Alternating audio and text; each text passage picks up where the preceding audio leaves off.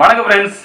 இன்னைக்கு நாம ஒரு ஸ்டாக் அப்டேட் பற்றி பார்க்க போகிறோம். இது வந்து பார்த்தீங்கன்னா ஒரு லாங் டேர்ம்க்கான ஒரு ஸ்டாக் அப்படின்னு சொல்லலாம். ஸோ அதுக்கு முன்னாடி நேற்று ஒரு வீடியோ வந்து போட்டிருந்தோம். ஸோ ஆஃப்டர் லாங் டைம் ஒரு வீடியோ வந்து ரிலீஸ் பண்ணியிருந்தேன். அதில் 2 ஸ்டாக் அப்டேட் பற்றி சொல்லியிருந்தேன். ஸோ நம்ம சேனலை செக் பண்ணி பாருங்கள். லாஸ்ட்டாக போட்ட வீடியோ அதுதான், போய் மறக்காமல் பாருங்கள். அண்ட் இன்னைக்கு நம்ம பார்க்க போகிற ஸ்டாக் என்னன்னு தெரிஞ்சுக்கிறதுக்கு முன்னாடி எனக்கு கண்டினியூஸாக சப்போர்ட் கொடுக்குற எல்லா சப்ஸ்கிரைபருக்கும் ஃபஸ்ட்டு வந்து பார்த்தீங்கன்னா ஒரு நன்றியை சொல்லிக்கிட்டு இந்த வீடியோக்குள்ள நம்ம போகலாம். நம்ம இன்னைக்கு பார்க்க போகிற ஸ்டாக் வந்து பார்த்தீங்கன்னா எனர்ஜி செக்டரில் இருக்கக்கூடிய, அதாவது ஒரு கேஸ் இண்டஸ்ட்ரி, இன்னும் சொல்ல போனால் நேச்சுரல் கேஸ் இண்டஸ்ட்ரியில் இருக்கக்கூடிய லீடிங் கம்பெனி பற்றி தான் நம்ம இன்னைக்கு பார்க்க போகிறோம். ஸோ தமிழ்லேயே பார்த்துருப்பீங்க. அண்ட் ஒரு ரெப்யூட்டட் ப்ரோக்கரேஜ் ஃபேம் வந்து பார்த்தீங்கன்னா என்ன சொல்லியிருக்காங்கன்னா, ஜிஎஸ்டி கவுன்சில் வந்து ரீசெண்டாக வரப்போகுது, பட்ஜெட்டில் கூட அனௌன்ஸ் பண்ண போகிறாங்க. அதாவது இந்த ஆயில் வந்து பார்த்தீங்கன்னா ஜிஎஸ்டிக்குள்ளே கொண்டு வர போகிறதா சொல்லியிருக்காங்க, ஆயில் அண்ட் கேஸை. அண்ட் அதோட எஃபெக்ட் வந்து எந்த மாதிரி இருக்கும் இந்த எனர்ஜி செக்டர் அப்படின்றதுல தான் நாம் ஒரு ஸ்டாக் வந்து அப்டேட் பண்ண போகிறோம். அண்ட் அந்த ஸ்டாக் வந்து பார்த்தீங்கன்னா நம்மளோட one of the most favourite stock GAIL. So இந்த ஸ்டாக் வந்து பார்த்தீங்கன்னா நம்ம 100 ரூபாய் கீழே இருக்கும்போது அரௌண்ட் நான்லாம் ஒரு 80 ரூபாய்க்கு கிட்ட வாங்கியிருந்தேன் இந்த ஸ்டாக்கு. பேக் டு ஒரு 3 to 4 years அந்த கொரோனா வந்து அந்த சமயத்துலேருந்து வாங்கின ஸ்டாக் அப்படின்னே சொல்லலாம். அதுக்கப்புறம் நல்ல ப்ராஃபிட் கிடச்சி நான் புக் பண்ணிட்டேன். அண்ட் இன்னும் நிறைய பேர் புக் பண்ணாமல் வச்சுருப்பீங்கன்னு நினைக்கிறேன். ப்ராஃபிட்டை லாங் டேர்ம்காண்டி நீங்கள் இந்த ஸ்டாக்கை ப்ரிஃபர் பண்ணியிருப்பீங்கன்னு நான் நம்புறேன். ஸோ இப்போ இந்த ஸ்டாக் தான் நான் உங்களுக்கு கொண்டு வந்திருக்கேன், கெயில். ஸோ இந்த ஷேர் வந்து பார்த்தீங்கன்னா பீஸ் ஆஃப் ஷேர் வந்து பார்த்தீங்கன்னா 214 rupeesல ட்ரேட் ஆகிட்டு இருக்கு. அண்ட் இதோட 1 year லோ அப்படின்னு பார்க்கும்போது 103, 1 year ஹை பார்க்கும்போது 233 இருக்குது.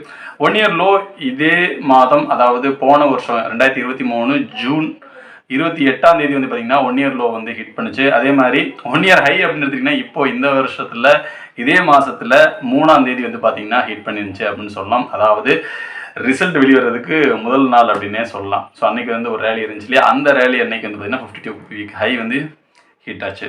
அண்ட் இந்த கம்பெனியை பற்றி ஒரு சின்ன ஷார்ட் நோட் கொடுக்கணும் அப்படின்னு கேட்டிங்கன்னா, one of the biggest natural gas company in India அப்படின்னு சொல்லலாம். ப்ரொடக்ஷனாக இருக்கட்டும் அண்ட் டிஸ்ட்ரிபியூஷனாக இருக்கட்டும், இந்த மாதிரி பைப்லைன் விஷயமா இருக்கட்டும், எல்லாத்துலேயும் வந்து பார்த்திங்கன்னா one of the biggest company, natural கேஸை பொறுத்த வரைக்கும் பிக்கெஸ்ட் கம்பெனி இன் இந்தியா அப்படின்னே சொல்லலாம். அண்ட் இந்த ஸ்டாக்கை பொறுத்த மட்டும் இவங்க LNG, natural gas, oil exploration and production, அது மட்டும் இல்லாமல் அந்த பைப்லைன் டிஸ்ட்ரிபியூஷன் நெட்வொர்க்கும் வந்து பார்த்திங்கன்னா சீம்லெஸ்ஸாக பண்ணிட்டு இருக்காங்க அப்படின்னு சொல்லலாம். அண்ட் அது மட்டும் இல்லாமல் கெப்பெக்ஸும் வந்து பார்த்தீங்கன்னா 2024 என்ன கொடுத்தாங்களோ அதை விட கொஞ்சம் கம்மியாக தான் கொடுத்துருக்காங்க 2025. பட் இருந்தாலும் இவங்களோட பிளான் வந்து பார்த்தீங்கன்னா ரொம்ப அக்ரெசிவாக இருக்குது. எல்என்ஜி நெட்வொர்க்காக இருக்கட்டும் அண்ட் சிஎன்ஜி நெட்வொர்க்காக இருக்கட்டும், இதை அடுத்த கட்டத்துக்கு கொண்டு போகணுன்றக்காடி நிறைய பிளான் வந்து வச்சுருக்காங்க. டார்கெட், கோல், இந்த மாதிரி நிறைய விஷயங்களை அவங்க செட் பண்ணி வச்சுருக்காங்க. அண்ட் ஓவனாக வந்து பார்த்தீங்கன்னா அதை இம்ப்ளிமெண்ட் பண்ணுவாங்க. ஏன்னா லாஸ்ட் என்ன கவர்மெண்ட் இருந்துச்சோ ஸோ அதே கவர்மெண்ட் இப்போ கண்டினியூ ஆகுறது ஒரு பாசிட்டிவான ஒரு விஷயம் அப்படின்னே சொல்லலாம். அண்ட் ஷேர் ஹோல்டிங் பேட்டர்ன் அப்படின்னு பார்க்கும்போது எஸ், ப்ரமோட்டர்ஸ் வந்து என்ன strong promoting holders without 0 promoter பிளேஜ் அப்படின்னே சொல்லலாம். ஏன்னா 51.9% கவர்மெண்ட் ஆஃப் இந்தியா ஹோல்ட் பண்ணுறாங்க. அண்ட் எஃப்ஐயை பொறுத்த மட்டும் 14.17%, மியூச்சுவல் ஃபண்ட்ஸை பொறுத்த மட்டும் 10.26% ஹோல்ட் பண்ணுறாங்க. அண்ட் இன்ஸ்டிடியூஷனல் இன்வெஸ்டர்ஸ் அப்படின்னு பார்க்கும்போது எஸ்பிஐ, கோட்டாக் அண்ட் ஹெச்டிஎஃப்சி, இந்த மாதிரியான ஃபண்ட் ஹவுஸ்லாம் வந்து பார்த்தீங்கன்னா இதில் இன்வெஸ்ட் பண்ணியிருக்காங்க அப்படின்னே சொல்லலாம். அண்ட் மார்க்கெட் ஷேர் அப்படின்னு பார்க்கும்போது கிட்டத்தட்ட அரௌண்ட் ஒரு கன்சிடரபிள் அப்படின்னு சொல்லலாம். கன்சிடரபிள் அப்படின்னா கிட்டத்தட்ட ஒரு 50%க்கு மேலே மார்க்கெட் ஷேரை வந்து பார்த்திங்கன்னா கையில் வச்சுருக்காங்க அப்படின்னே சொல்லலாம் இந்த நேச்சுரல் கேஸ் இண்டஸ்ட்ரியில். அண்டு இது வந்து பார்த்திங்கன்னா இயர் ஆன் இயர் வந்து க்ரோ ஆகிக்கிட்டே போகிறது அப்படின்றது இந்த ஒரு கம்பெனிக்கு வந்து பார்த்திங்கன்னா ஒரு அட்வான்டேஜ். ஏன்னா மார்க்கெட் ஷேர் இன்க்ரீஸ் ஆகுது அப்படின்றப்போ பிஸ்னஸ் வந்து நல்ல லெவலுக்கு இருக்குது அப்படின்றத அர்த்தம். பட் ஆனால் ஃபினான்ஷியலில் இது ஒரு இம்பாக்ட் இருக்குது என்ன அப்படின்றத நம்ம பார்க்கலாம். Yes, coming back to the ஃபினான்ஷியலோட ஸ்டேட்டஸ் என்ன அப்படின்றத பார்த்துடலாம்.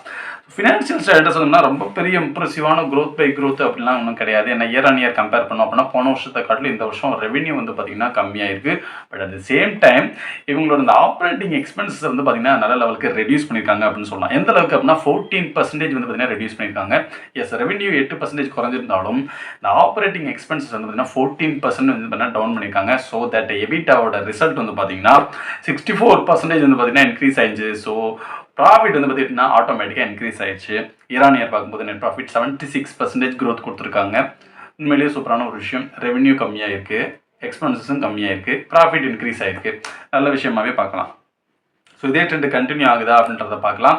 அண்ட் ரெவென்யூவை பூஸ்ட் பண்ணுவாங்க அப்படின்ற வரும் குவார்ட்டரில் வந்து பூஸ்ட் பண்ணுவாங்க அப்படின்றத நம்புவோம். அண்ட் டெக்னிக்கலி பார்க்கும்போது ஸ்டாக் வந்து பார்த்திங்கன்னா அபோவ் மீடியன் ஜோனில் தான் இருக்குது. ஸோ ஏன்னா ரீசெண்டாக தான் 52 வீக் ஹைலாம் ரீச் ஆச்சு. 233 வந்து ரீச் ஆகிருந்தது. அண்ட் இப்போ வந்து 214 இருக்குது. ஸோ எனக்கு தெரிஞ்சு 200 லெவல் அல்லது 190 லெவல் இந்த லெவலில் கன்சாலிடேட் ஆகும்போது நீங்கள் என்ட்ரி கொடுத்தீங்கன்னா பெட்டர். ஸோ ரொம்ப டீப்பஸ்ட் சப்போர்ட் லெவல் அப்படின்னு எடுத்துட்டா கூட 180 தான். அதுக்கு கீழே ரெடியூஸ் ஆகுறது அப்படின்றது ரொம்ப ரேர் கேஸ் தான். ஸோ நீங்கள் வந்து 190 to 200 இந்த ப்ரைஸ் பேண்டை வந்துச்சு அப்படின்னா தாராளமாக ஃப்ரெஷ் என்ட்ரி கொடுக்குறதுக்கான ஒரு நல்ல ஒரு ப்ரைஸ் பேண்ட் அப்படின்னு சொல்லலாம். இதே நீங்கள் ஆவரேஜ் பண்ணணும், அதாவது ஏற்கனவே நான் ஷேர் வச்சுருக்கேன், ஆவரேஜ் பண்ணணும்னு நினச்சாலும் இந்த ப்ரைஸ் பேண்டை நீங்கள் யூஸ் பண்ணி ஆவரேஜ் பண்ணிக்கலாம். டில் நீங்கள் 180 வரையுமே நீங்கள் ஆவரேஜ் பண்ணிக்கலாம். பட் இந்த ப்ரைஸ் பேண்ட் அப்படின்னா ரொம்ப க்ரூஷியலான ப்ரைஸ் பேண்ட் அப்படின்னே சொல்லலாம். அண்ட் லாங் டேர்ம் ஸ்ட்ராட்டஜி அப்படின்றதுல நான் மென்ஷன் பண்ணியிருந்தேன். இந்த ஸ்டாக்கு என்னடா லாங் டேர்ம் ஸ்ட்ராட்டஜி இருக்குது அப்படின்னு கேட்டிங்கன்னா, எஸ், டிவிடெண்ட் வந்து பார்த்தீங்கன்னா 2.56% கொடுக்குறாங்க. ஓகே அப்படின்னு சொல்லலாம். அண்ட் அது மட்டும் இல்லாமல் இந்த CAGR க்ரோத் ஸ்டோரி என்ன அப்படின்றத பார்த்துடலாம். ஸோ சேல்ஸ் அண்ட் ப்ராஃபிட் நான் எடுத்துக்கிற ஸ்ட்ராட்டஜி வந்து பார்த்தீங்கன்னா 5 year strategy and 3 year strategy இது ரெண்டு எடுத்துருக்கேன். ஓரளவுக்கு ஒரு ஷார்ட் டு மீடியம் டு ஒரு லாங் டேர்ம் அப்படின்னே சொல்லலாம். அதாவது 5 year 3 year CAGR sales, profit and ஸ்டாக்கோட ப்ரைஸ் இது 3 தான் பார்க்க போகிறோம். அண்ட் இதில் வந்து பார்த்தீங்கன்னா first 3 year sales and profit and stock price இது 3ஐயும் நம்ம கம்பேர் பண்ணிடுவோம். ஸோ 3 இயர் பார்க்கும்போது சேல்ஸ் 32% வந்து பார்த்தீங்கன்னா CAGR வேல்யூவோட இருக்குது.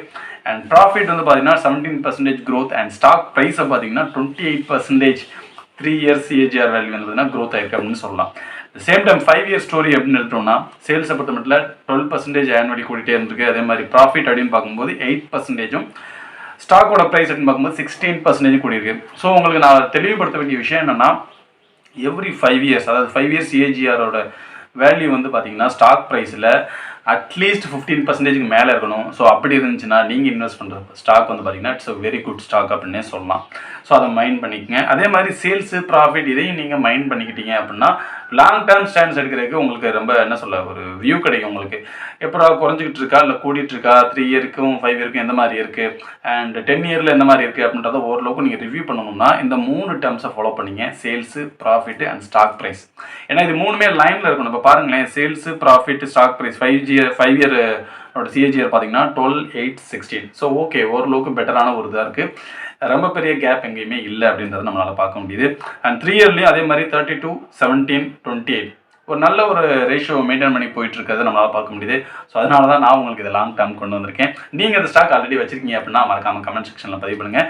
அண்ட் இன்னொரு வாசகருக்கான கேள்வி, அதாவது சப்ஸ்கிரைபர் வந்து பார்த்தீங்கன்னா ஒரு கேள்வி கேட்டிருந்தீங்க, சவுத் இந்தியன் பேங்க் பற்றி கேட்டிருந்தீங்க. சவுத் இந்தியன் பேங்க் ஆப்வியஸாக நான் ஏற்கனவே ரொம்ப இயர்ஸுக்கு முன்னாடியே கொடுத்த ஒரு கால் தான். ஸோ இப்போவும் அதே கால் தான் கொடுக்குறேன். ஸோ தாராளமாக ஹோல்டு பண்ணலாம். நீங்கள் ஒரு மீடியம்லேருந்து லாங் டேர்ம் ஸ்ட்ராட்டஜி எடுக்கிறீங்கன்னா 30+ கிடைக்கிறதுக்கான சான்சஸ் ஹை பாசிபிலிட்டி இருக்குது. ஸோ பொறுத்து வந்து பார்க்கலாம். அண்ட் நெக்ஸ்ட் இதே மாதிரி உங்களுக்கு ஏதாவது கொரிஸ் இருந்தால் மறக்காமல் கமெண்ட் செக்ஷனில் பதிவு பண்ணுங்கள், நான் உங்களுக்கு ரிப்ளை கொடுக்குறேன். அண்ட் நெக்ஸ்ட் வேறு ஒரு இன்ட்ரெஸ்டிங்கான அப்டேட்டோட நான் உங்களை நெக்ஸ்ட் வீக்கெண்ட் மீட் பண்ணுறேன். அண்ட் இதில் I am signing off. By.